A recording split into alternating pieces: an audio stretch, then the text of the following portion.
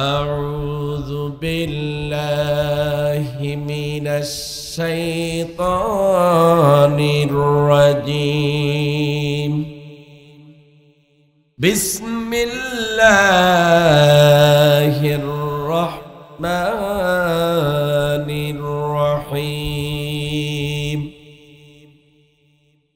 الله لا إله إلا هو الحي القيوم لا تأخذه سنة ولا نوم له ما في السماوات وما في الأرض من ذا الذي يشفع عنده إلا بإذنه يعلم ما بين أيديهم وما خلفهم ولا يحيطون بشيء من علمه إلا بما شاء وسع كرسيه السماوات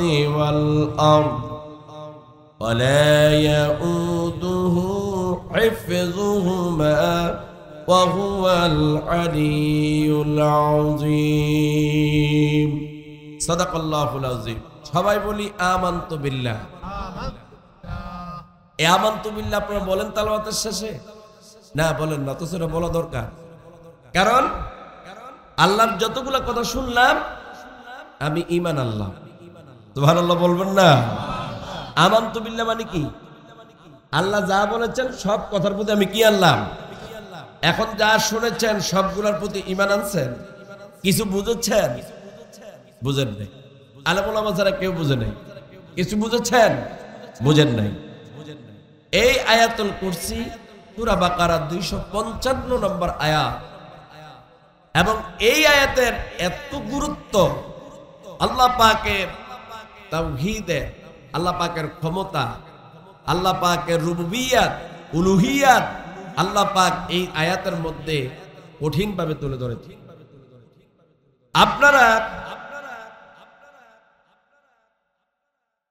আপনারা এই আয়াতুল কুরসি উলামায়ে কেরামদের থেকে শুনেছেন ইমাম সাহেবের থেকে শুনেছেন আমাদের গিয়াসউদ্দিন ভাই অথচ এগুলার আলোচনা করে আমি জানি তো এই আয়াতুল কুরসি পড়লে কি হয় উলামায়ে কেরাম পীর সাহেবেরা ওয়াজ করেছেন আপনারা যারা এখানে পীর সাহেবের মুরিদ আছেন আপনারা খুশি হইয়া মুরিদ হইছেন জামগো হুজুর বলছে প্রত্যেক ফরজ নামাজের পরে যদি আয়াতুল কুরসি তেলাওয়াত করে তাহলে ওই ব্যক্তি জান্নাতের মধ্যে চলে যাবে সুবহানাল্লাহ বলেন এটা হুজুরের কথা না এটা রাসূলের কথা কার কথা রাসূল সাল্লাল্লাহু আলাইহি সাল্লামের কথা এখন রাসূল সাল্লাল্লাহু আলাইহি সাল্লাম তো বলেছেন আজ যে ব্যক্তি প্রত্যেক ফরজ নামাজের পর আয়াতুল কুরসি পড়বে তার জন্য জান্নাত অবধারিত সুবহানাল্লাহ বলবেন না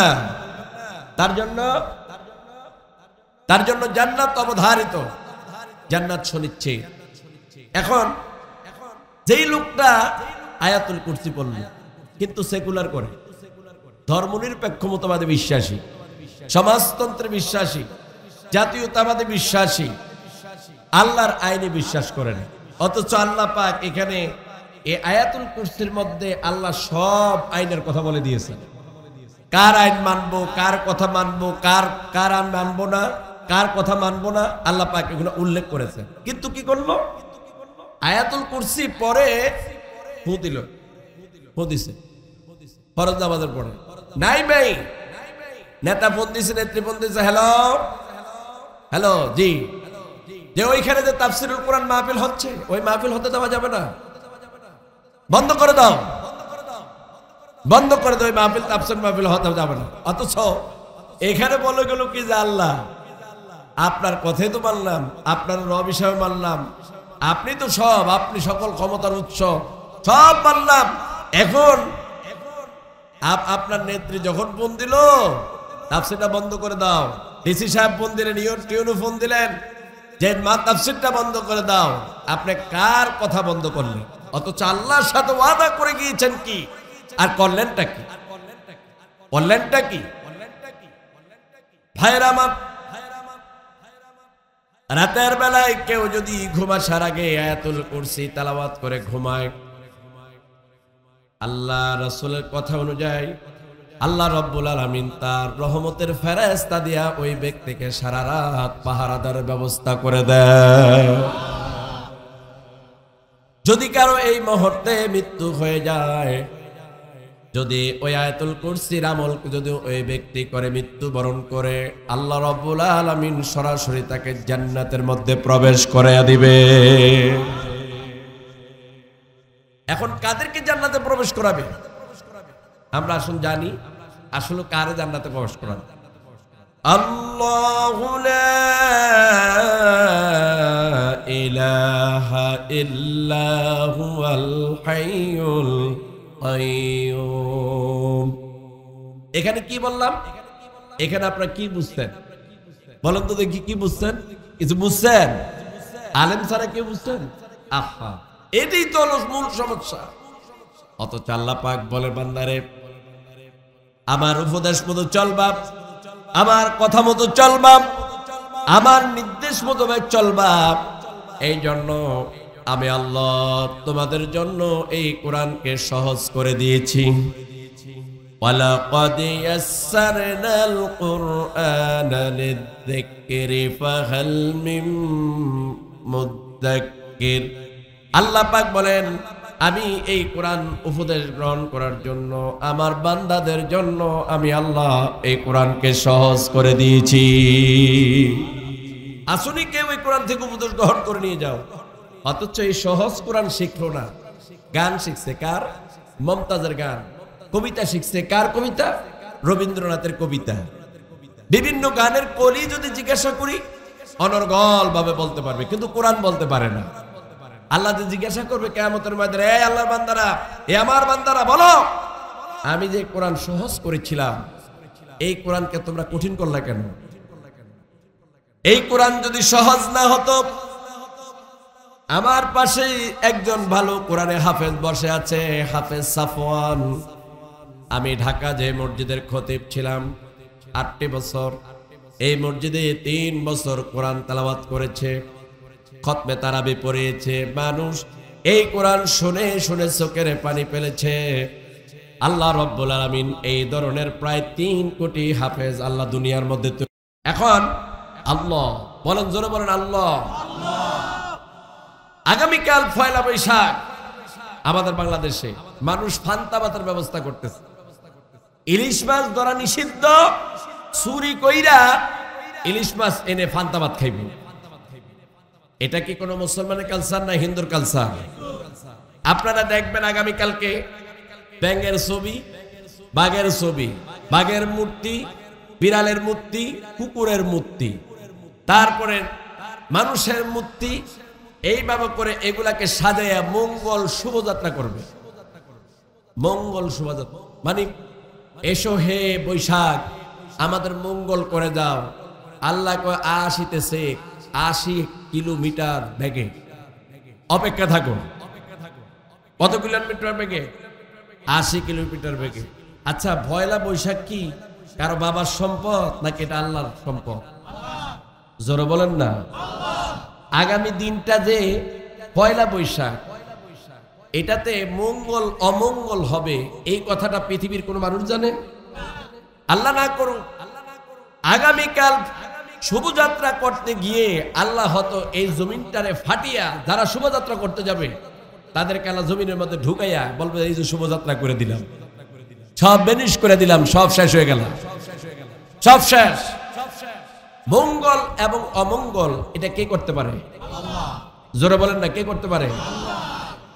এই আল্লাহ রাব্বুল আলামিন বলেন, আমি ছাড়া কোনো মঙ্গল অমঙ্গল করার মতো কেউ নাই, আমি ছাড়া কারো ক্ষমতা নাই, আইন নাই, বিধান নাই। যারা আইন করে, আজকে 5 বছরের জন্য প্রধানমন্ত্রী একজন হয়ে গেল, নতুন আইন করলো, আবার 5 বছর পরে আরেকজন প্রধানমন্ত্রী আসলো, এই আইন পরিবর্তন করে তার নিজের মন গড়া আরেকটা আইন চালু করে দিল। আল্লাহ পাক বলেন, আমার আইন পরিবর্তন করার কারো ক্ষমতা নাই, আমি যে আইন করি সে আইন ইলা ইয়াউমিল কিয়ামা, কিয়ামত পর্যন্ত এই আইন বলবৎ থাকে। আল্লাহ পাক বলেন আমি ইলাম, আমি রব, আমি মাওলা, আমি সব ক্ষমতার মালিক, অতএব কল্যাণ এবং অকল্যাণ করার মালিকও আমি আল্লাহ। অতএব পয়লা বৈশাখে যারা লাফালাফি করেছো তারা সব শিরক করেছো, মুশরিক হয়ে গিয়েছো। কারণ মুক্তি নিয়ে বাসন্ত রঙের শাড়ি পরে রমনা বটমূলে গিয়া আজে বাজে গান গায়া, রবীন্দ্রনাথের গান গায়া তারা পয়লা বৈশাখের স্বাগত জানায়, এসো হে বৈশাখ, এসো হে বৈশাখ।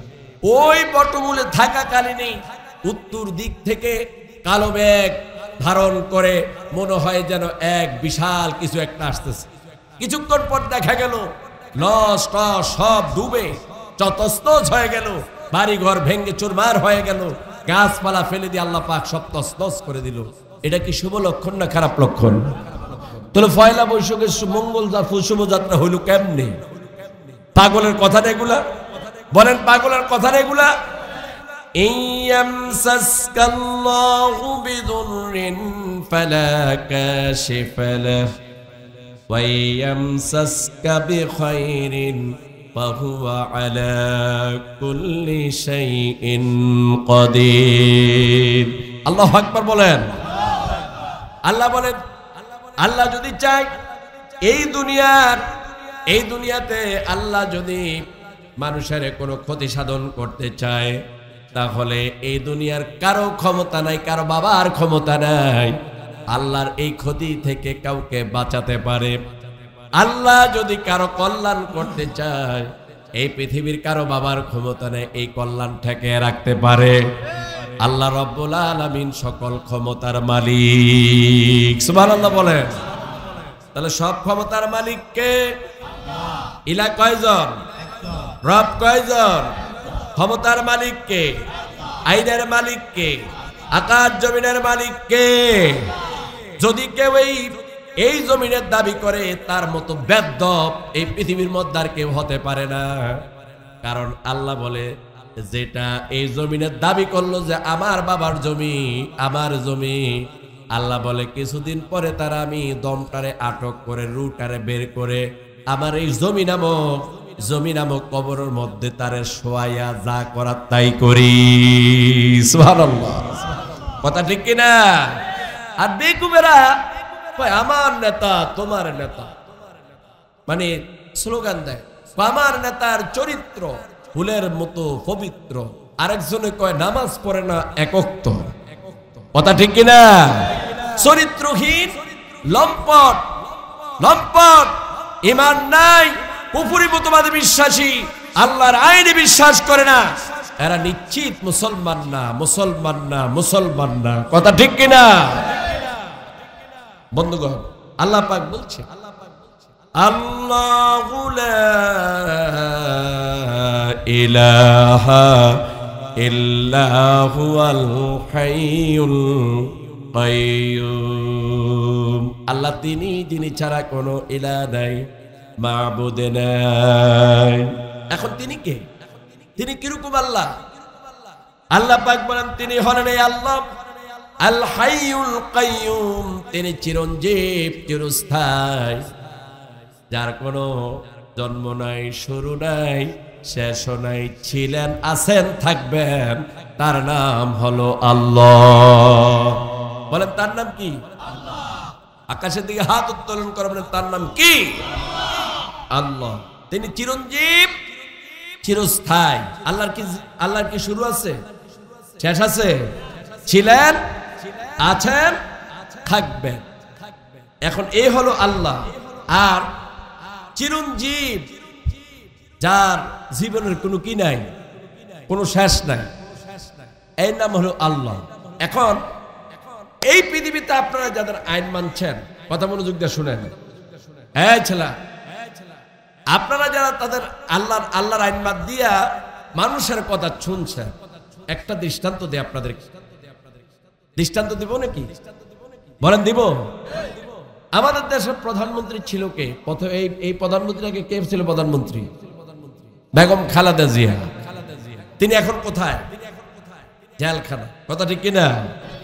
জোরে বলেন না, কথা ঠিক কিনা? এখন জেলখানা কেন? তিনি তো একটা আইন পাশ করছেন, তিনি তো কত আইন পাশ করেছেন। এবং এই প্রধানমন্ত্রী যখন ছিল তখন শেখ হাসিনা ছিল জেলখানায়, এবং তত্ত্বাবধায়ক সরকার যখন আসলো তখন খালেদা জিয়া এবং শেখ হাসিনা দুজনে ছিলেন জেলখানায়। আল্লাহ এটাই প্রমাণ করে দিলেন, তোমরা যে তোমাদের ক্ষমতাকে দিয়া এই জাতিকে পরিচালনা করতেছ, তোমাদের ক্ষমতা কই? আজকে তুমি একটা আইন পাস করছো, কালকে আবার তুমি জেলখানা চলে গেছো, আবার তুমি জেলখানায় তুমি ফাঁসির আসামি হইয়া তুমি ফাঁসির মঞ্চে চলে গেছো। তো তোমার আইন কোথায়? তোমার আইন কোথায়? এটা তো মিথ্যা কথা। আইন তো হবে একজনের, যিনি চিরঞ্জীব, চিরস্থায়ী। সুবহানাল্লাহ বলবেন না? এখন সবাই দেখি, বলেন তো দেখি, আল্লাহর আইন কারা কারা মানতে রাজি? আল্লাহু আকবার বলেন, চিৎকার করে বলেন আল্লাহু আকবার। সব আল্লাহর আইন মানতে রাজি? রাজি না হইলে মসজিদে যে লাভ কি? আল্লাহর আইন যদি মানতে রাজি না হয় মসজিদে যান কেন? মসজিদে গিয়ে তো আল্লাহর সাথে ওয়াদা করে নামেন যে আল্লাহ আমি তোমার আইন মেনেই এই মসজিদ থেকে নামলাম, আমার স্ত্রীর পর্দায় চালাবো, আমি কারো জমির আইল ঠালবো না, ব্যবসাতে কারো ওজনে কম দেব না, চাকরি ক্ষেত্রে গিয়ে ঘুষ খাবো না, বিচার করতে গিয়ে মিথ্যা রায় দেব না, কারো বিরুদ্ধে মিথ্যা সাক্ষী দেব না। এই কথা বলেই তো আপনি মসজিদ থেকে বের হয়ে আসলেন। কথা ঠিক কিনা? এই জন্য হচ্ছে চিরঞ্জীব, চিরস্থায়ী আল্লাহ। আপনারা এবার বলেন, আল্লাহর প্রশ্ন করেন যে আল্লাহ আমাদের জন্য এই পৃথিবীতে কি রিজিক তৈরি করলো, এই আকাশ কে তৈরি করলো, আমাদের জন্য মৃত্যু কে দিবে, আবার হায়াত কে দিবে? আমাদের দেশে আপনি দেখবেন এই যে যাদের ফাঁসির রায় হয়, সর্বশেষ জীবন ভিক্ষা ছাড়ার জন্য কার প্রতি আহ্বান করা হয়? প্রেসিডেন্ট। আচ্ছা, প্রেসিডেন্ট আমাদের দেশে আব্দুল হামিদ সাহেব প্রেসিডেন্ট ছিলেন, এর আগে কে ছিল? জিল্লুর রহমান। ঠিক আছে, বেচারারে দুইজনে দইরা নিয়ে কি করতো? চেয়ারের মধ্যে বেচারা হাঁটতে পারতো না। এখন যেই লোকটার দুইজন লোক ধরে নিয়ে চেয়ারের মধ্যে বসাতো, ওই লোকের কাছে কি জান ভিক্ষা চাইবো? ওই বেড়ারা তো যায় না, আসে আর যায়। কথা ঠিক কিনা? ওই বেচারার জীবন তুই আসে আর যাচ্ছে, ওই বেচারার কাছে কিছু জীবন ভিক্ষা চাইবে। এই জন্য যারা এই দুর্বল, অসৎ, বেনামাজি, আল্লাহ বিরোধী, যাদের কাছে জান ভিক্ষা চাইলো, ইমানটা বিক্রি করলো, কাফের হয়ে মরে গেল, কাফের হয়ে মরে গেল, মুশরিক হয়ে মরে গেল। কারণ জীবন দেওয়ার মালিক কে? বলেন না কে? এই জন্য এই বাংলার জমিনে কিছু বীরের ফাঁসির রায় হয়েছিল, এই বীরেরা হেসে হেসে ফাঁসির মঞ্চে ঝুলেছে। কোনদিন কোন বাতিলের কাছে, কোন অসত্যের কাছে, কোন বেনামাজি, বেরোজগারি, আল্লাহ বিরোধী লোকের কাছে তারা পান ভিক্ষা চায় নাই। কথা ঠিক কিনা? এই হচ্ছে আল্লাহর ওলিদের লক্ষ্য। আর যারা বেঈমান হয়ে পড়তে চায় তারা এই সমস্ত পুছা লোকদের কাছে প্রাণ ভিক্ষা চাইবে। আর প্রাণ দেওয়ার তো মালিক আল্লাহ। এই পৃথিবীতে এমন দৃষ্টান্ত আছে, ফাঁসির মঞ্চে যাওয়ার পরে বলেছিল যে আপনি পেশেন্টের কাছে পান ভিক্ষা চান, তো তিনি বললেন মৃত্যুর ফয়সালা জমিনে হয় না, মৃত্যুর ফয়সালা হয় কোথায়? আসমানে। তো মৃত্যুর ফয়সালা যদি আকাশে হয়, আমি কেন জমিনে বসবাসকারী পোষা মানুষের কাছে প্রাণ ভিক্ষা চাইব? কিছুক্ষণ পর বলল যে আপনার ফাঁসি হবে না। সুবহানাল্লাহ। এখন এই ফাঁসি থেকে বাঁচিয়ে দিল কে? তার মানে আল্লাহ বুঝিয়ে দিলে বান্দারে হাজারো চেষ্টা করে তোরে ফাঁসি দিতে পারবে না, কারণ আমি আল্লাহ আরো তোরে কিছুদিন বাঁচিয়ে রাখবো। সুবহানাল্লাহ বলবেন না? তাহলে সব ক্ষমতার উৎস হলেন আল্লাহ পাক। এই পৃথিবীর কোন মানুষ মানুষের কোনো কল্যাণও করতে পারে না, অকল্যাণও করতে পারে না। সেজন্য আল্লাহ রাব্বুল আলামিন ডেকেছেন বান্দারে, এই যে লাইলাতুল কদর গেল, 10 দিন আপনারা তালাশ করেন নাই, 27 রাত্রি এসে আপনারা মিষ্টি খায়া খুশি হইয়া ঘরে গিয়ে ঘুমাইছেন, মনে মনে চিন্তা করেছেন 27 রাত্রি পেয়ে গেছি। আল্লাহ কই সেই দিনে তো 27 রাত্রি নাই, তুই পাইলা কই? কথা ঠিক কিনা? সবাই খুশি হয়ে গেছে। আল্লাহ বলে আমি আমার বান্দাকে প্রতিটা রাত্রে এসে আহ্বান করি, বান্দারে তোর কি প্রয়োজন বল। উদুনি আস্তাজিব লাকুম, সবাই বলেন উদুনি আস্তাজিব লাকুম। আল্লাহ বলে বান্দা তুই আমারে ডাক, আমি তোর ডাকে সাড়া দেব। সুবহানাল্লাহ। আল্লাহ বলে আমারে ডাক, আমি তোর ডাকে সাড়া দেব। আল্লাহ বলে বান্দা তুই মনে করিস কি আমি তোর থেকে দূরে? আল্লাহ পাক বলেন ওয়া নাহনু আকরাবু ইলাইহি মিন হাবিলিল ওয়ারিদ। আল্লাহ বলে বান্দারে আমি তোর থেকে দূরে না, বরং তোর শাহরগে যেই ঘাত রগ আছে এই শাহরগের চাইতো আমি আল্লাহ তোর আরো নিকটে। বিপদে মুসিবতে শুধুমাত্র আল্লাহরে ডাকবেন, কোন নেতারে ডেকে লাভ নাই। এই যে বঙ্গবাজারের মধ্যে আগুন লেগেছে, কোটি কোটি হাজার হাজার কোটি টাকা ধ্বংস হয়ে গেল। সেদিন কেউ তো রক্ষা করতে পারল না, বরং যিনি আমাদের দেশের প্রধানমন্ত্রী যখন বঙ্গবাজারে আগুন লেগেছে তখন তিনি কি ঘুমান নাকি জাগ্রত? কি ঘুমায় বলেন না কি এসে? আর যিনি এই আগুনের লেলিহীন শিখা দেখতেছেন তিনি কে? আল্লাহ বলে আমার বান্দারা তোমরা যদি ওই দুনিয়ার ক্ষমতাশীল ব্যক্তিদের উপরে তোমরা যদি নির্ভর না হতা, আমার ইব্রাহিমের মতো যদি আমার উপর নির্ভর করতা, আমার ইব্রাহিমের আগুন যেইভাবে আমি নিভিয়ে দিয়েছি সেইভাবে তোমাদের বঙ্গবাজারের আগুন আমি নিভিয়ে দিতাম। তো তোমরা নির্ভর করছো কি? ফায়ার সার্ভিস আসবে, সরকার আসবে, পুলিশ আসবে, র্যাব আসবে, আল্লাহকে কোনোটাই তোমাদেরকে বাঁচাতে পারবে না। এই প্রমাণ করে দিল আল্লাহ এই কথা যে তোমাদেরকে কল্যাণ ও কল্যাণ করার মতো কারো ক্ষমতা নাই। স্বপ্নার ক্ষমতার স্বপ্নার মালিক কে? কথা কি ক্লিয়ার? তাহলে আজ থেকে ঈমানটাকে মজবুত করুন, বুঝুন, ঈমান আনুন। হাইয়ুল কাইয়ুম, আল্লাহ চিরঞ্জীব, চিরস্থায়ী। এবার আল্লাহ বলে দেখ যারা ঘুমায়, এই যে রাত্রে ঘুমায় না, বলে না ঘুমায় কিনা? তারা লুঙ্গি কোথায় থাকে বলতে পারবে না। আসেন এরকম?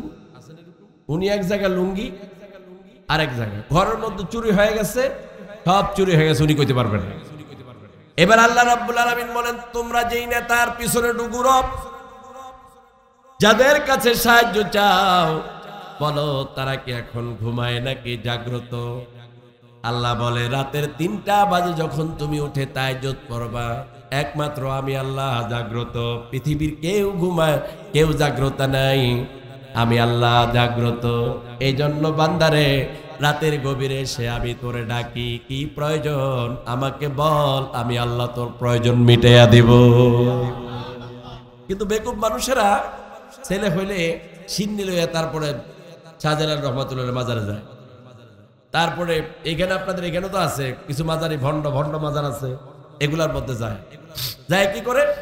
আরে বাবা যান, কেবলা যান, সন্তান হইছে আপনার দোয়াইতে হইছে, বলে কিনা আপনার দোয়াইতে হইছে। আল্লাহ যদি সেটা ভুলে গেছে, শিরক করে ফেলছে, আল্লাহর সাথে শিরক করে ফেলছে, নাউজুবিল্লাহ বলে। আল্লাহ বলে বান্দারে এই দুনিয়া দুর্বল মানুষগুলা, কালকে আমি এশার নামাজ পড়ে সামান্যতম খানা খেয়ে একটু বই নিয়ে বসেছিলাম পড়ার জন্য, আর এমনি ভাবে ঘুম এসে গেল। আমার স্ত্রী আমাকে বললেন তুমি ঘুম এসে গেলা পড়তে পড়তে। বললাম খবর নাই, ফজরের আজানের আগে উঠে গেলাম, উঠে মনে হলো আমি বই পড়তে পড়তে ঘুমে এসে গেছি। আল্লাহ বলে দুর্বল মানুষের কাছে তোমরা কিছু চাইও না। আল্লাহ বলে ওই আল্লাহর কাছে চাও, লা তাখুযুহু সিনাতুন ওয়ালা নাওম। আল্লাহ বলে ওই আল্লাহর কাছে চাও যিনি ঘুমান না, যিনি ঘুমান না, যাকে তন্দ্রা এবং ঘুম কোনোটা স্পর্শ করে না, সে আল্লাহ রব্বুল আলামিনের কথা শোনো। আল্লাহ পাক বলছে যিনি, যাকে তন্দ্রা এবং ঘুম কোনোটা স্পর্শ করতে পারে নাই, সেই আল্লাহ পাকের কাছেই তোমরা নিজেকে সঁপিয়ে দাও।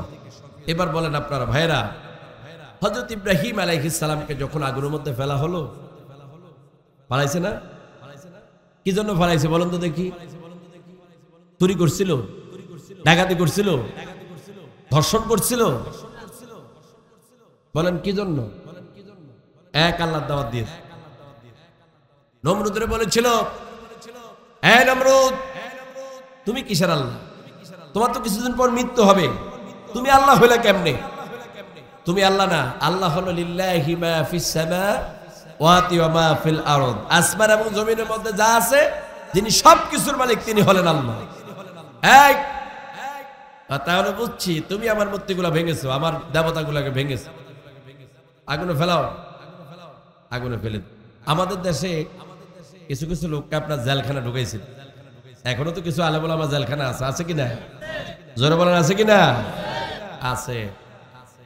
এরা মনে করেছে কি জেলখানা ঢুকলে, আলেম ওলামা জেলখানা থাকলে এই বাংলাদেশের মধ্যে মানে ইসলাম শেষ হয়ে যাবে।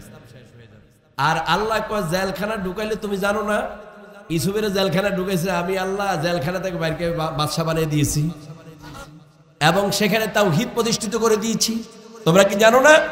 বরং এই লোকগুলাকে যত নির্যাতন করবা তত তাড়াতাড়ি ইসলাম প্রসারিত হবে। সুবহানাল্লাহ বলেন। একটি কোরআনের পাখিকে 13টি বছর জেলখানায় রেখে দুনিয়া থেকে বিদায় করে দিল পরিকল্পিতভাবে। কথা ঠিক না? জবাব দেন না কেন? কথা ঠিক না? এর বিচার হবে ইনশাআল্লাহ। বলেন ইনশাআল্লাহ। বিচার হবে কিনা? আজ হোক কাল হোক বিচার হবে ইনশাআল্লাহ। পরিকল্পিতভাবে, পরিকল্পিতভাবে। এমনি পারে না তো, ফাঁসি দিলে গোটা দেশ নয় বিশ্ব দাও দাও করে আগুন জ্বলে উঠতো। এখন কি করো? পুশ করে মেরে ফেলো, মেরে ফেলা হলো। এখন এই লোকটা চলে গেছে, এই লোকটা চলে যাওয়ার পরে জমিন কি উর্বর হয়েছে নাকি আরো নিস্তেজ হয়েছে? উর্বর হয়েছে। আমরা তার উত্তরসূরিরা জমিনের মধ্যে কথা বলছি, এই ময়দানের মধ্যে কথা বলছি। যতদিন পর্যন্ত আমাদের এই শরীরের মধ্যে প্রাণ থাকবে, নাক দিয়ে নিঃশ্বাস আসা যাওয়া করবে, ততদিন পর্যন্ত আমরা তার উত্তরসূরি হিসাবে আল্লাহর কোরআনের দাওয়াত দিয়ে যাব ইনশাআল্লাহ। কথা ঠিক না? দেখি কারা কারা কোরআনের পাখিকে ভালোবাসেন দেখি।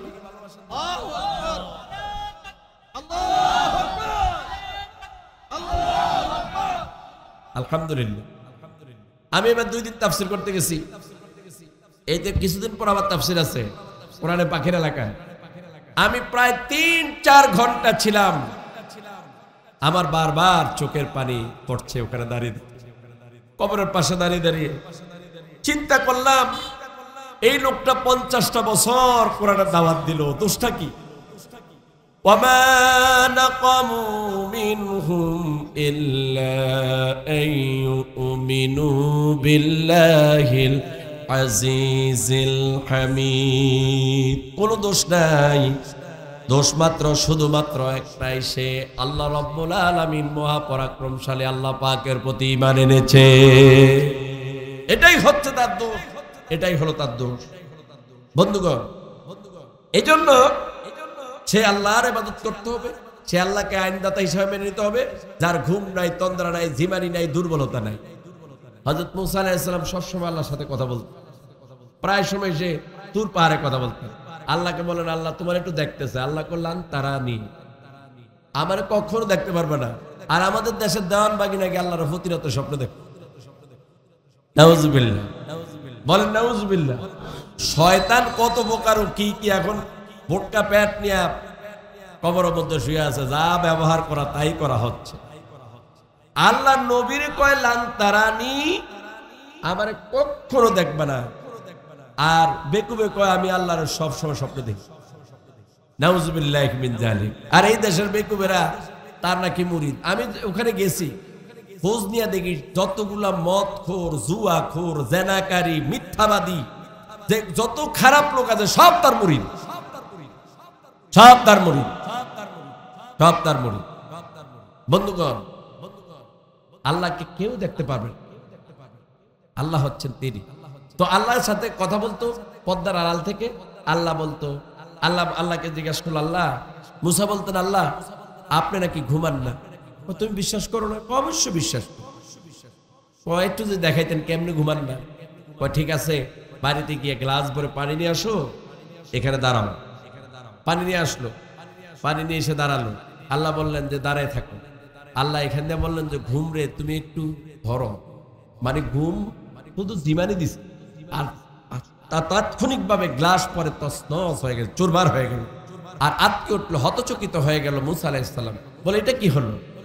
আল্লাহ বলেন, মুসা এবার বুঝছুনি কেন ঘুমাই না?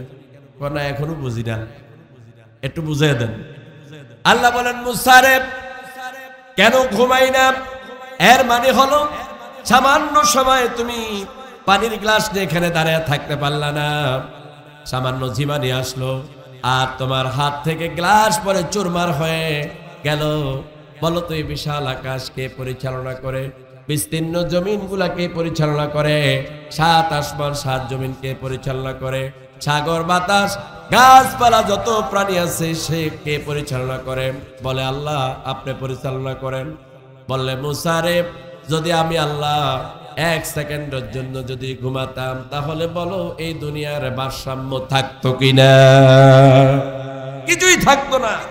আমি আল্লাহ বিন্দু পরিমাণ ঘুমাই না, আমার জিমানি নাই, দুর্বলতা নাই, অক্ষমতা নাই। আন্নাল কুওয়াতা লিল্লাহি জামিয়া, সকল ক্ষমতার মালিক কে? আল্লাহ পাক। আল্লাহ পাক। আল্লাহ বলছে আমি ঘুমাই না, আমি ঘুমাই না। এবার আল্লাহ রাব্বুল আলামিন বলে, ও দুনিয়ার মানুষ, তোমরা যে দুনিয়ার দাবিদার করো, দাবি করো, এটা মিথ্যা কথা। এই দুনিয়া আকাশ জমিনের সব রাজত্বর একমাত্র মালিক হলাম আমি আল্লাহ। বলেন কে? লাহু মা ফিস সামাওয়াতি ওয়া মা ফিল আরদ মান দাল্লাযী ইয়াশফাউ ইনদাহু ইল্লা বিইذনিহি। এবার মনোযোগ দিয়ে শুনেন, আল্লাহ পাক বলেন লাহু মা ফিস সামাওয়াতি ওয়া মা ফিল আরদ।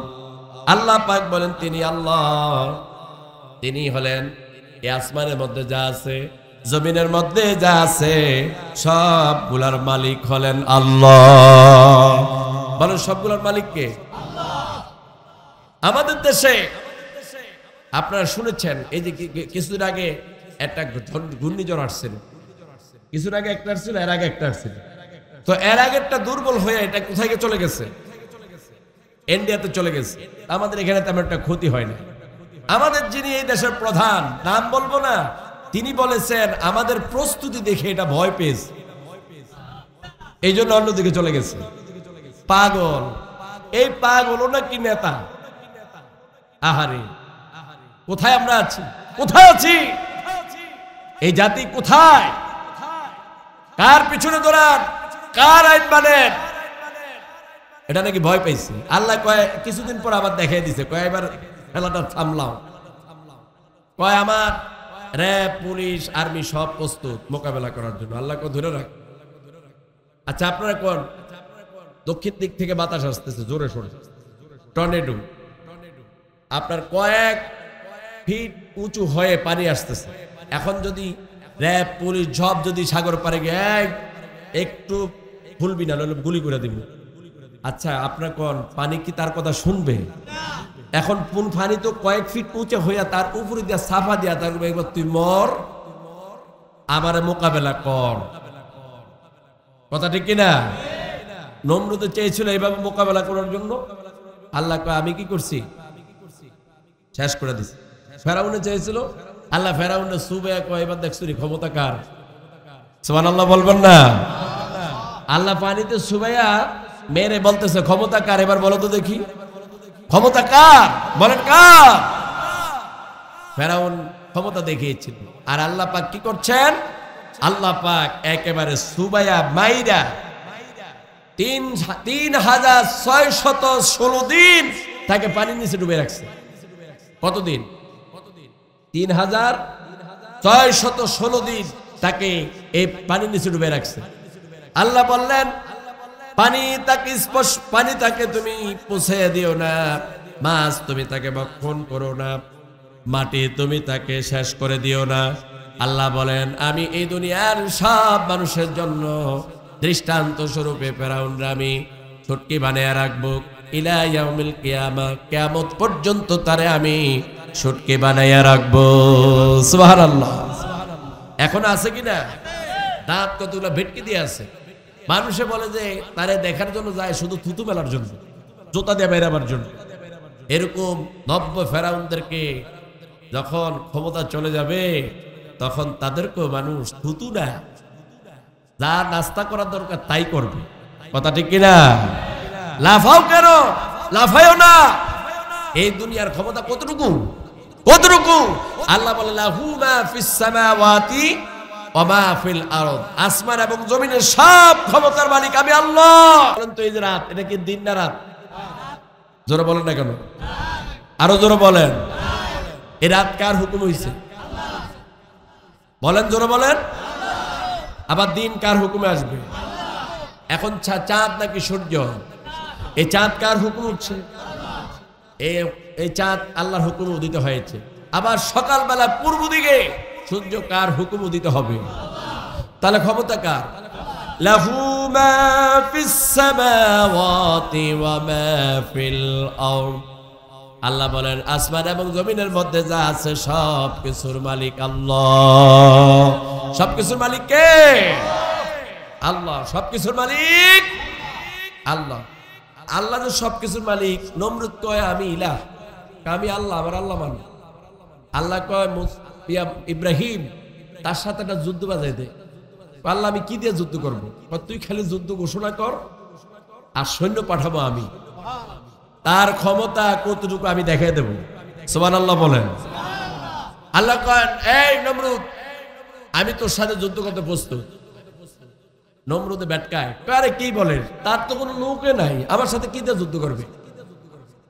নমরুদ তার আর্মি, র্যাব, পুলিশ সব প্রস্তুত করলো। কইরা কয় এই ইব্রাহিম নাকি আমার সাথে যুদ্ধ করবে, তোমরা কি প্রস্তুত? আরে কোন কি আল্লাহ, সব তো প্রস্তুত। আল্লাহ ডাকে, কার আল্লাহ কয়? নমরুদের। আমরা প্রস্তুত। হ্যাঁ প্রস্তুত। এখন ময়দানে গেল, বলো তোমরা এক পাশে দাঁড়াও, আর ইব্রাহিম এক পাশে থাকে। হ্যাঁ নমরুদ কে কিরে তোর সৈন্যবাহিনী কই? কিছুক্ষণ পর আসবে, একটু ধৈর্য ধারণ করো, কিছুক্ষণ পর আসবে। দেখে আসে না। নমরুদ কে আমাদের সাথে তামাশা করছো? না মোটেই তামাশা না, আমাদের সৈন্যবাহিনী আসতেছে। আল্লাহ পাক বললেন নমরুদ এই ইব্রাহিম কিছুক্ষণ পরে খেলা শুরু হবে, তুমি প্রস্তুত হয়ে যাও। আল্লাহ পাঠায়া দিলেন তার বাহিনী। মশা।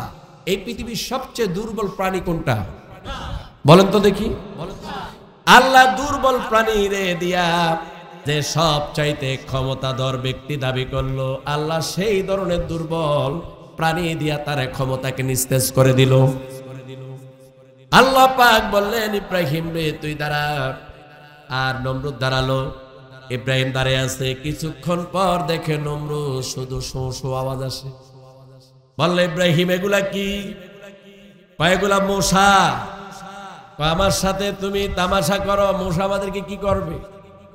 আল্লাহ বলে মশা কি করে দেখো, কিছুক্ষণ পরে তুমি টের পাবা। আল্লাহ পাঠিয়ে দিলেন। আর আল্লাহ সর্বপ্রথম মশাকে নির্দেশ দিলেন প্রথমে আক্রমণ করল নমরুদের। আক্রমণ করল, কামড়িয়ে কামড়িয়ে অস্থির বেড়ে ফেলল। আপনারা জানেন এবার করোনার চাইতে কম মানুষ মারা যায় না মশার কামড়ে, ডেঙ্গু মশার কামড়ে কম মানুষ মারা যায় না। আল্লাহ এই সামান্য মশা দিয়া কামড়ায় মানুষের মেরে আল্লাহ পাক বোঝাতে চান বান্দারে কিসের ক্ষমতার বাহাদুরি করো, এগুলা সব মিথ্যা ক্ষমতা। আমি আল্লাহ দুর্বল প্রাণী দিয়া তোমাদেরকে নিস্তেজ করে দেই, আমার বেশি ক্ষমতা লাগে না। অতএব আমার ক্ষমতা ছাড়া দুনিয়ার কোনো ক্ষমতা নাই। লাহু মা ফিস সামাওয়াতি ওয়া মা ফিল আরদ। এবার নমরুদের কামড়া দুর্বল করে বলছে, এইগুলোর সাথে পারি না কেন? তরবারি চালা। আচ্ছা তরবারি দিয়ে কি মশা মারা যায়? বলেন মারা যায়? এখন মশা হাতের আঘাত খেয়ে একটা ল্যাংড়া মশা নিচে পড়ে গেল। এমন সময় মশা, কোরআনের মধ্যে এগুলো আছে, আপনার পরে দেখেন তাফসীরের মধ্যে এগুলো আছে। ল্যাংড়া মশা আল্লাহ, আমার তো একটা পাখা ভেঙে গেছে, এখন তুমি তো সব পারো, আল্লাহ তুমি সবল মশা দিয়া, ভালো মশা দিয়া নমরুদের মাইরো না, আমার মতো ল্যাংড়া আমার কা মশা দিয়া তার জীবনটা শেষ করে দাও, আর প্রমাণ করে দাও আমি ল্যাংড়া মশার কাছেও তার ক্ষমতার দাম নাই। কথা ঠিক কিনা? তার ক্ষমতার দাম নাই। এই ল্যাংড়া মশা আল্লাহর হুকুমে কোন রকম উইরা গিয়া নাকে দিয়ে ঢুকছে, ঢুইকে এখন ভো ভো শুরু হয়ে গেল। ডাক্তার আনো, ডাক্তারকে কিচ্ছু করার নাই, হয়তো মাথা ভাঙতে হইব, নয়তো নাক কাটতে হইব, পারে না। এখন কি, এখন জ্যোতিষীরা তার ডাক্তারের পরামর্শ দিল, কয় আপনার মাথার মধ্যে জুতা দিয়ে বেরিয়ে। আল্লাহ বলে যে এখন জুতা নির্ধারণ করে দিলাম। কি ক্ষমতা! এরা জুতার বাড়ি খায়, আল্লাহর ক্ষমতার উপরে বাহাদুরি দেখাও। আল্লাহ কয় জুতা নির্ধারণ করে দিলাম। এখন জুতা কি জুতা? শক্ত জুতা, নরম জুতা না। নরম জুতা হলে তো ব্যথা পাবে না। শক্ত জুতা দিয়ে এমন কামড়াচ্ছে, খরম দিয়া আল্লাহ কয় ফিটাও। এখন ফিটানোর জন্য কামড়া রাখছে, কয় শুধু পিটাইবে না, জনমের মতো পিটাইবা। এখন যতক্ষণ পিটায় কয় যে একটু আরাম লাগে, একটু আরাম লাগে। আবার যখন পিটান বন্ধ হয় তখন আবার মশাকে কামড়াও। আল্লাহ বলে কামড়াও, কামড়ান।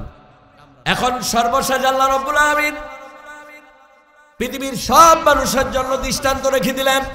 আমার ভাইয়ারা, মানব রচিত আইন মেনে জীবনকে পরিচালনা করে জীবনটা নষ্ট করে দিয়েছেন।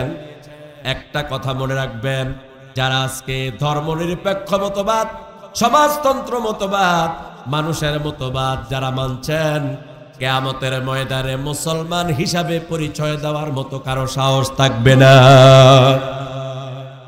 আল্লাহ রাব্বুল আলামিন নমরুদের জন্য জুতা নির্ধারণ করে দিলেন। আর সর্বশেষ বলল, ভাইরে আর তো বাঁচতে পারি না, একটু জোরে জোরে পিটা। আল্লাহ বললেন, যেটারে কামলা রাখলো সেটারে আমি আল্লাহ উদ্বুদ্ধ করে দিলাম। ওটা জোরে জোরে খরম দিয়া বাইরানো শুরু করলো, আর মাথাটা ফেটে নমরুদ দুনিয়া থেকে বিদায় হয়ে গেল। আল্লাহ বলল, যারা আমার ক্ষমতার উপরে বাহাদুরি দেখায়, আবার আইনের পরিবর্তে আইন চালু করে, আল্লাহ বলে এইভাবে করে আমি দুর্বল প্রাণী দিয়া অপমান করে, লাঞ্ছিত করে, জিল্লুতি দিয়া আমি আল্লাহ দুনিয়া থেকে বিদায় করে দে। দুনিয়া থেকে আমি এইভাবে তাদেরকে বিদায় করে দেই। যারা আজকে নব্য ফেরাউন, তাদের পরিণতি কি হবে যদি বেঁচে থাকেন দেখবেন ইনশাআল্লাহ। দেখেন, একটু অপেক্ষা থাকেন। যারা ইসলামের বিরোধিতা করছো, যারা কোরআনের সাথে প্রতারণা করছো, যারা কোরআন দিয়া সংসদ উদ্বোধন করো, তারপরে ব্যবসা প্রতিষ্ঠান উদ্বোধন করো, রাজনৈতিক প্রোগ্রামগুলো উদ্বোধন করো, অথচ তোমরা সেখানেই আল্লাহর কোরআনের আইনের বিরুদ্ধে আইন চালু করছো। কথা ঠিক কিনা? বন্ধুগণ, লাহু মা ফিস সামাওয়াতি ওয়া মা ফিল আরদ, আসমান জমিনের ক্ষমতা কার? আলা লাহুল খালকু ওয়াল আমরু ইনিল হুকমু ইল্লা লিল্লাহ। আল্লাহ বলেন সৃষ্টি আল্লাহর। বলেন আপনার সৃষ্টিকার? জোরে বলেন। এই সাইডের লোকেরা বলে না, আমরা বলতাম না, হেরা বলো, বলেন না সৃষ্টিকার? আল্লাহ বলেন সৃষ্টি আল্লাহর, আইনও আল্লাহর। কারো বাপ জানের আইন মানা যাবে না, কারো মন গড়া আইন মানা যাবে না। আন্নাল কুওয়াতা লিল্লাহি জামিয়া, সকল ক্ষমতার মালিক একমাত্র কেবলমাত্র আল্লাহ। বলেন কে? আরো জোরে, আল্লাহ পাক। এবার আল্লাহ এক এক করে দৃষ্টান্ত দিচ্ছেন, কি সুন্দর উপমা দিচ্ছেন, বুঝাচ্ছেন। যারা আল্লাহু লা ইলাহা আয়াতুল কুরসি পরে পরে ফু দেন, ঠাস করে ফু লাগিয়ে দেন, আল্লাহ তাদেরকে বুঝাচ্ছেন, বান্দারে এই ফু দিয়া লাভ হবে না, এই আয়াতুল কুরসি মানতে হবে। ঠিক কিনা? আয়াতুল কুরসির মধ্যে আল্লাহ সব ক্ষমতা ঢুকিয়ে দিচ্ছে। এখানে আল্লাহর একত্ববাদ, রুবুবিয়াত, উলুহিয়াত, আল্লাহ পাকে সবকিছু আল্লাহ পাকে এখানে ঢুকিয়ে দিয়েছে, বান্দাকে বুঝার জন্য বলছে আল্লাহ পাক। এরপর আল্লাহ পাক বলেন, মান যাল্লাযী ইয়াশফাউ ইনদাহু ইল্লা বিইذনি। এবার বলেন, এই দুনিয়াতে যারা পিশাবের মুরিদ হইয়া আরামে ঘুমান, সুদে টাকা লাগাইয়া এই সুদের টাকা উঠাইয়া পিশাবের হাদিয়া দিয়া জান্নাতের আশা করতেছেন, তাদের পরিণতি কত ভয়াবহ, তাদের পরিণতি কত ভয়াবহ। যারা আজকে নেতা নেত্রীর উপর নির্ভর করে মানুষের উপর নির্যাতন করছেন, তাদের পরিণতি কত ভয়াবহ। এই আয়াত থেকে আল্লাহ পাকের এই কথা থেকে জেনে নেন। আল্লাহ পাক বলছেন, কে? আমি বলি আল্লাহ পাক কি বলছেন? এমন কে আছে যে আল্লাহর কাছে সুপারিশ করতে পারে আল্লাহর অনুমতি ছাড়া? আল্লাহু আকবার বলবেন না? আল্লাহর অনুমতি ছাড়া আল্লাহর কাছে সুপারিশ করতে পারে এমন ক্ষমতা কার আছে? কার আছে? এমন ক্ষমতা কারো নাই। সুবহানাল্লাহ বলবেন না? আল্লাহ পাক বলেন, এমন কে আছে আমার কাছে ক্ষমতা সুপারিশ করতে পারে আল্লাহর অনুমতি ব্যতীত, আমার অনুমতি ব্যতীত? আমার ভাইয়েরা, আমি কত পিশাবের মুরিদ দেখেছি এক ওয়াক্ত নামাজও পড়ে না। আছে কিনা? জোরে বলেন, আছে কিনা? এমনও পিশাবের মুরিদ দেখেছি পায়ের মধ্যে সেজদায় পড়ে আছে। এমনও পিশাবের মহিলা মুরিদ দেখেছি যুবতী মেয়েরা পায়ের মধ্যে টিপে টিপে আরাম দিচ্ছে। আছে কিনা? তাদের একটাই উদ্দেশ্য, সেটা হলো বাবা কিয়ামতের ময়দানে আমাদেরকে সুপারিশ করে জান্নাতে নিয়ে যাবে। এবার বলেন, যেই বাবা পা টিপা হচ্ছে, যেই বাবার পায়ের মধ্যে চুমা দেওয়া হচ্ছে, এই বাবারে জান্নাতে নিবে কে? বলেন, কে নিবে? কে নিবে? আল্লাহ। আল্লাহ বলে জান্নাতে নিবে। আল্লাহ ভন্ডারে জান্নাতে নিবে। হ্যাঁ, কথা কি বুঝেন? এখন আল্লাহ পাক বলছে, কে এমন আছে যে আল্লাহর কাছে সুপারিশ করবে? সময় হয়েছে না? তাই বললেন, আমি জাস্ট আমি ছেড়ে দেবেন। তো আমি বলছি, আল্লাহ পাক বলছে যে কে আছে এমন আল্লাহর কাছে সুপারিশ করতে পারে? কে আছে এমন? আমাকে একজনে বললেন যে হুজুর, আপনি মুরিদ হয়েছেন নি? আমি কার কাছে? কোনো পিশাব হুজুরের কাছে মুরিদ হয়েছেন কিনা? তা আমি কেন, কি জন্য? কয়, পিশাব না দিলে তো আপনি জান্নাতে যেতে পারবেন। আমি বললাম, তুমি পাইছো কই? কয়, এই যে অবতাগু ইলাইহিল ওসিলা আছে না? আর আয়াতটা আমি বলি, ইয়া আইয়ুহাল্লাযীনা আমানু তাকুল্লাহা ওয়াবতাগু ইলাইহিল ওয়াসিলা। এই আয়াতের মধ্যে কি বলা হয়েছে বুঝেন, মনোযোগ দিয়ে বুঝেন। যারা পিশাবের নির্ভর করে বসে আছেন জান্নাতে নিব, ওই পিশাবের পরিণতি কি হবে ভবিষ্যতে দেখবেন। আল্লাহ পাক বলছে, এ মুমিনেরা, হে বিশ্বাসীরা, তোমরা যারা ঈমান এনেছো আল্লাহর ভয় করো। বলেন, কথাটা কি? আল্লাহর ভয় করো। খেয়াল করেন, আল্লাহকে ভয় করো। এরপরে কি? অবতাগুল ইলাই উসিলা। এখানে কি বলা আছে? উসিলা তালাশ করো। তো এখন এটারে এই মূর্খ সমাজের মধ্যে চড়িয়ে দিয়েছে, পিশাবেরকে তালাশ করো, পিশাবের কাছে মুরিদ হও। তো মুশাবের মুরিদ হলে কি হবো? তাহলে তুমি মানে উসিলা পেয়ে গেছো, তুমি জান্নাতে চলে যাবে। আর আল্লাহ যে পরবর্তীতে কি বললো, ওয়াজাহিদু ফি সাবিলিল্লাহ, এটার অর্থ কি?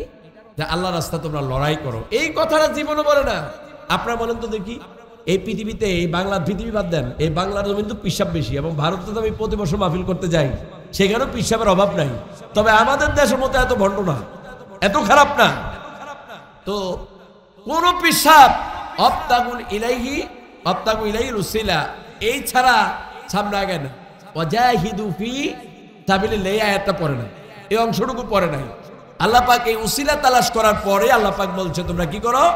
আল্লাহর রাস্তায় লড়াই করো। সুবহানাল্লাহ বলবেন না? আল্লাহর রাস্তায় জিহাদ করো, আল্লাহর রাস্তায় জিহাদ করো। এখন এই কথা বলার পরে আমাকে একজন জিজ্ঞাসা করলেন, ওই যে আমি বললাম, তো বললো যে তাহলে উসিলা দ্বারা কি বলা হয়েছে? আমি বললাম, গোটা পৃথিবীর যত তাফসীর কারক আছে, গোটা পৃথিবীতে যত তাফসীর কারক আছে, অবতাগু ইলাইহিল উসিলা দ্বারা তারা বলেছে আয়া বলে সলেহ, এর অর্থই হলো তোমরা নেক আমল করো, ভালো কাজ করো, মানে ভালো কাজ করলেই এটা উসিলা হয়ে যাবে কিয়ামতের ময়দানে তোমরা নাজাত পেয়ে যাবে। সুবহানাল্লাহ বলেন। এখন আপনাদেরকে প্রশ্ন করি, আমার ভাইয়েরা, একটা লোক সারা জীবন নামাজ পড়লো না, রোজা রাখলো না, হজ করলো না, যাকাত দিল না, সুদে টাকা লাগালো, ঘুষ খেলো, স্ত্রীকে বেপরদায় রাখলো, আল্লাহর কোনো হক আদায় করে না, কিন্তু একজন পীর সাহেবের কাছে মুরিদ হইয়া হুজুর রে প্রতি বছর উরুসের মধ্যে 2-3টা গরু কিনা দিয়েছে, গরু কিনে উরুস পালন করার জন্য ব্যবস্থা করে দিয়েছে। আপনারা বলেন এই লোকটা কি আল্লাহর জান্নাতের মধ্যে যেতে পারবে কিনা? কেন পারবে না বলেন তো দেখি, কেন পারবে না বলেন না কেন? তার তো আল্লাহর সাথে কোনো সম্পর্কই নাই, আল্লাহ দ্বীনের সাথে তার কোনো সম্পর্কই নাই, আবার এই লোকটা জান্নাতে যাবে কেন? এই জন্য জাহিদু ফি সাবিলিল্লাহ, এই পৃথিবীতে কেউ যদি সহজভাবে জান্নাতের মধ্যে যেতে চায় তাহলে একটা রাস্তা খোলা আছে, সেটা কি? আল্লাহর রাস্তায় লড়াই করা। সুবহানাল্লাহ বলেন। এই জন্য আল্লাহ রাব্বুল আলামিন সূরা সাফের মধ্যে বলেছেন, ইয়া আইয়ুহাল্লাযীনা আমানু হাল আদুল্লুকুম আলা তিজারাতিন তুনজিকুম মিন আযাবিন আলীম। আল্লাহ বলে, বান্দা দুনিয়াতে কত ব্যবসা করলা, পেট ভোজনের জন্য, বিল্ডিং করার জন্য, সুন্দর গেট সাজাইয়া টাকা খরচ করে বিবাহ করার জন্য কত ইনকাম করলা, কত ব্যবসা করলা। বান্দারে এবার চিরস্থায়ী জান্নাত পাওয়ার জন্য আমার সাথে ব্যবসা করবানি। তোমার আল্লাহ বলেন, আল্লাহ বলে, বান্দারে আমি কি তোমাদেরকে একটা ব্যবসার কথা বলবো না, যে এই ব্যবসা তোমাদেরকে কঠিন আযাব থেকে বাঁচাইয়া দিবে, যন্ত্রণাদায়ক আযাব থেকে বাঁচাইয়া দিবে। এবার আমরা আল্লাহ তো প্রশ্ন করলেন, আমরা এবার বলি আল্লাহ বলেন, বলেন আল্লাহ বলেন। আল্লাহ এবার বলছে, তুমিনুনা বিল্লাহি ওয়া রাসূলিহি ওয়া তুজাহিদুনা ফি সাবিলিল্লাহি বিআমওয়ালিকুম ওয়া আনফুসিকুম যালিকুম খায়রুল লাকুম ইন কুনতুম তা'লামুন। আল্লাহ বলে, বান্দারে সহজ ভাষায় বলে দেই, জান্নাত আমার কাছে। কিভাবে জান্নাত পাবা?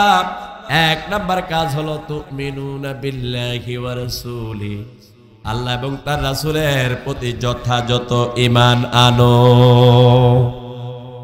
ঈমান আনো। 2 নাম্বার কথা হলো ওয়াজাহিদু ফি সাবিলিল্লাহি বিআমওয়ালিকুম ওয়া আনফুসিকুম, আর 2 নাম্বার কথা হলো তোমাদের জান এবং মাল দিয়া আল্লাহর রাস্তায় জিহাদ করো। তোমার আল্লাহ জোরে বলে না? এত সুন্দর কথা কোরআনের, এটা তো আমার কথা না, এটা কার কথা? আল্লাহর কথা। এখন আল্লাহ যে এই কথাটা বললেন, ইন কুনতুম যালিকুম খায়রুল লাকুম ইন কুনতুম তা'লামুন, যদি তোমরা বুঝো তাহলে তোমাদের জন্য কিন্তু অনেক উত্তম কাজ, যদি তোমরা বুঝতে পারো।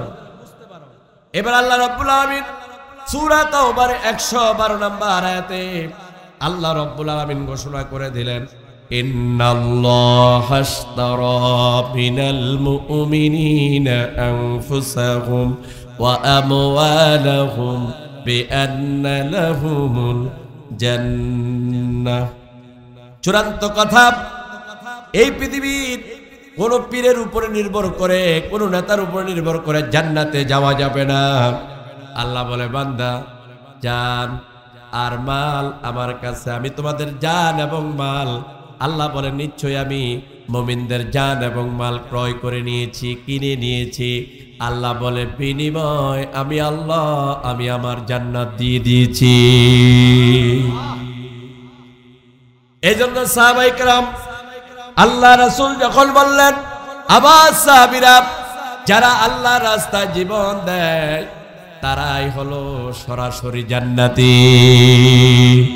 এজন্য ছোট্ট ছোট্ট বাচ্চারা পর্যন্ত আল্লাহ রাসূলের কাছে এসে বলতেন, ইয়া রাসূলুল্লাহ আমাদেরকে যুদ্ধে যাওয়ার পারমিশন দেন, আমরাও তাদের সাথে বিদায় হিসাবে জান্নাতে যেতে চাই। হুজরাতে বসে বসে হাদিয়া খাইলেন, গরু খাইলেন, টাকা পয়সা খাইলেন, আর এই জমিনের মধ্যে কত আলেম ওলামাকে দুনিয়া থেকে বিদায় করে দিল, কেউ প্রতিবাদ করলেন না। এই জমিনের মধ্যে কত নারী নির্যাতন হচ্ছে, এই জমিনের মধ্যে মানুষদেরকে নাস্তিক বানাবার জন্য কুদরতে খোদার শিক্ষা কারিকুলাম চালু করা হলো, আর আপনি হুজরার কোনার মধ্যে বসে বসে আপনি তসবিহ গণনার হাদিয়া খান, বরং এই হাদিয়াই আপনার জন্য কিয়ামতের ময়দানে কাল হয়ে দাঁড়াবে। কথা ঠিক কিনা? আপনারা এখন থেকে খোলা ময়দান আসেন, আপনাদেরকে জান্নাতে নিয়ে যাবে, এই কথা মিথ্যা। আমি বললাম এই কথা মিথ্যা, এই কথা মিথ্যা। সাহাবায়ে কেরাম বলে, ইয়া রাসূলুল্লাহ, আমরা কি আপনার সাথে জান্নাতে যেতে পারবো না? আল্লাহ রাসূল বলেন, সিদ্দিকিন, সোহাদা, সালিহিন, সৎ ব্যবসায়ীরা আমার সাথে জান্নাতের মধ্যে থাকবে। সুবহানাল্লাহ বলেন। কিচ্ছু বুঝে না কেন? সিদ্দিকিন বুঝেন না? যারা সত্যবাদী, সোহাদা যারা যারা আল্লাহর রাস্তায় শহীদ হয়ে গিয়েছে, যারা সালিহিন সর্বাবস্থায় আল্লাহর দ্বীনের কোনো বিরোধিতা করে না, নেক আমল করেছে, আর যারা সৎ ব্যবসায়ী তারা আল্লাহর নবীর সাথে জান্নাতের মধ্যে থাকবে। সুবহানাল্লাহ বলেন। কষ্ট পাচ্ছেন আপনারা? ছেড়ে দে, আলোচনা তো ছেড়ে দেব, আপনাদেরকে এখানে সারাক্ষণ বসে রাখবো? তো বন্ধুগণ, আপনারা আসল কথা হলো, আমি এই আয়াতুল কুরসি আনার উদ্দেশ্যই হলো আপনার দিন বুঝুন, দিন বুঝুন, আপনার দিন বুঝুন, তাওহীদ বুঝুন।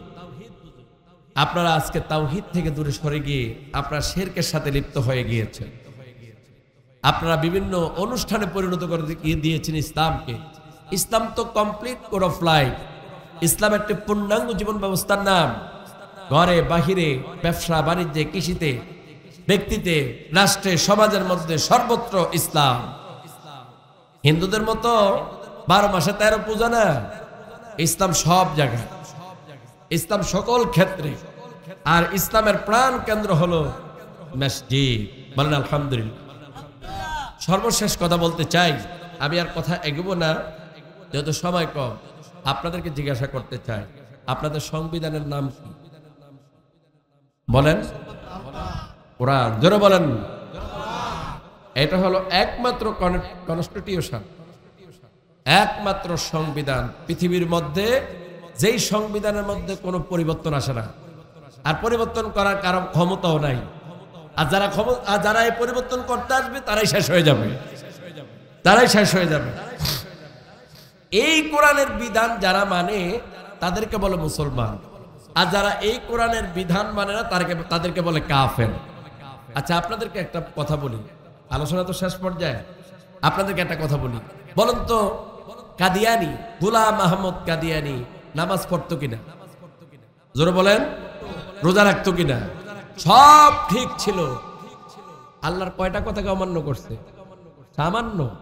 খাতামুন নাবিয়িন। বলেন না, খাতামুন নাবিয়িন। কয়টা?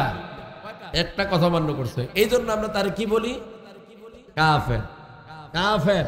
কাদিয়ানিরা কাফের। কয়টা কথার জন্য? একটা কথার জন্য। একটা কথার জন্য আমরা বলি কাদিয়ানি কাফের, কাদিয়ানি কাফের। আচ্ছা, আপনি এবার হিসাব করেন, আজকে সকাল থেকে শুরু করে এই পর্যন্ত আল্লাহর কয়টা আইন লঙ্ঘন করেছেন?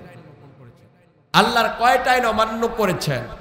ব্যক্তিতে, আপনার ব্যক্তি জীবনে, আপনার পারিবারিক জীবনে, আপনার সমাজ জীবনে কয়টা আইন লঙ্ঘন করেছেন? এবার হিসাব করেন।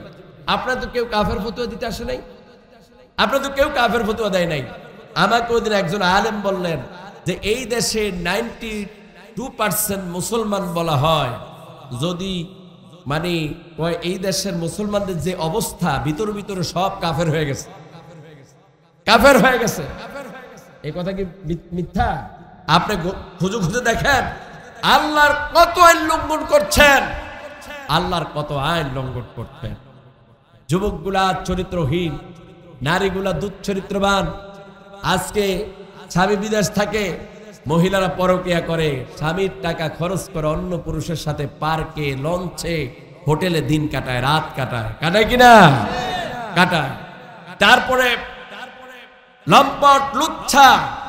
ওই দেখেন না, জিডি ফাটি হইতেছে, ওই যে আওয়াজ আসতেছে, ওই যে দেখেন না, আজকে দেখছি কোথায় না জানে মুরব্বীরা পিটাইয়া লাশ করে দিয়েছে। আপনারা এইভাবে পিটাইবেন এদেরকে।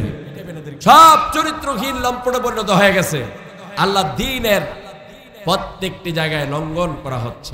আগামীকাল পয়লা বৈশাখে কারা কারা ফান্তাবাদ খাবেন? হাত তোলেন। খাইবেন? খাবেন? কে খাবেন? আছেন? মঙ্গল শুভযাত্রা। আর আজকে দেখলাম ওই যে আপনারা যাকে মুরগি কবির বলেন, তার নাম কি? শাহরিয়ার কবির। আমি তো তার ফেসবুকের সাথে অ্যাড নাই, তো একজনে শেয়ার করলেন, এই জন্য পেয়ে গেছি। তো লেখলো, সে লেখছে, এই মুরগি কবির লেখছে, আমি 1 মাস পরে এই ফেসবুকের মধ্যে আসলাম। তো যিনি এটা শেয়ার করেছেন তিনি লিখেছেন, এতদিন এই শয়তান বন্দী ছিল 1 মাস পরে এই শয়তান আবার দেখা দিয়েছে। কথা ঠিক কিনা? কথা বলেন, কথা ঠিক কিনা? এই শাহরিয়ার কবিদের মতো নাস্তিকেরা মানে ক্ষমতার দম্বে তারা যে কি করবে দিশা পায় না। এরা যদি, তোমরা তো এসি রুমে পুলিশের পাহারা বেঁচে আছো, যদি পাবলিকের কাছে আইতা তোমাদের অস্তিত্ব থাকতো না। কথা ঠিক কিনা? অতএব এই দেশের মুসলমানদেরকে জাগ্রত হতে হবে, জাগ্রত হতে হবে। এই দেশের মুসলমানরা কারো তাবেদারি করবে না, তাবেদারি করবে একজনের, তিনি কে? দেখি এবার আমি ওয়াদা নিতে চাই, আল্লাহর এই জমিনের মধ্যে অসত্যকে মাটি দিয়ে সত্যকে প্রতিষ্ঠা করার জন্য যদি আপনাদেরকে বদরের প্রান্তরের মতো আবার আহ্বান করা হয়, যদি বলা হয় উহুদের প্রান্তরে আসো, তাবুকের প্রান্তরে আসো, তাহলে আপনারা কি সেই মধ্যে মুজাহিদ সাহাবীদের মতো ডাকে সাড়া দিয়ে আল্লাহর দ্বীন প্রতিষ্ঠা করার জন্য আপনারা সকলে কি প্রস্তুত আছেন কিনা? হাত তুলে দেখান।